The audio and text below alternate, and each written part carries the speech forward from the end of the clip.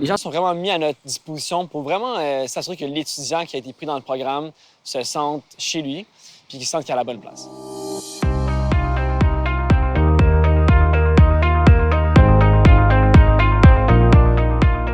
La médecine, c'est un marathon, c'est pas un sprint. Ça fait partie de notre personnalité de vouloir être performant, mais à Sherbrooke, on le fait vraiment en équipe. On a nos hauts, on a nos bas, mais vraiment, on les a ensemble.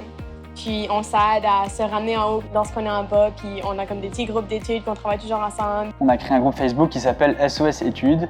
Et puis, il y a plein d'étudiants qui posent des questions et puis d'autres étudiants qui répondent. Et puis, il y a des débats. Il y a vraiment beaucoup d'entraide. Le travail d'équipe est remarquable. On se connaît super bien. Souvent, en arrivant ici, on se fait dire on est une famille, puis on est comme OK, ouais, peut-être qu'ils veulent nous faire croire qu'on en est une. On en est vraiment une.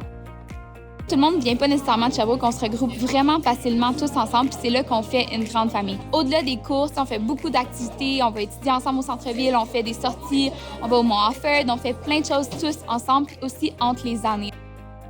Personnellement, ça m'est arrivé d'avoir recours à un mentor parce que je m'entendais bien, puis j'avais confiance en elle, puis je traversais une période plus difficile, puis ils sont là pour nous aider aussi. Les mentors sont des cliniciens ici, travaillent ici, ont leurs patients ici, puis quand il y a des cas intéressants, ils nous amènent les voir avec eux. Ce professeur-là, cet été, j'avais eu des questionnements par rapport à mes stages et tout, puis je l'ai contacté. Il m'a accompagné dans ce processus-là aussi, même si c'était pas nécessairement sa tâche. Il était là pour nous, puis il veut qu'on réussisse. La mentalité, c'est t'es rentré en médecine, c'était difficile, mais une fois que t'es là, on veut que tu restes, puis on veut que tu sois bon.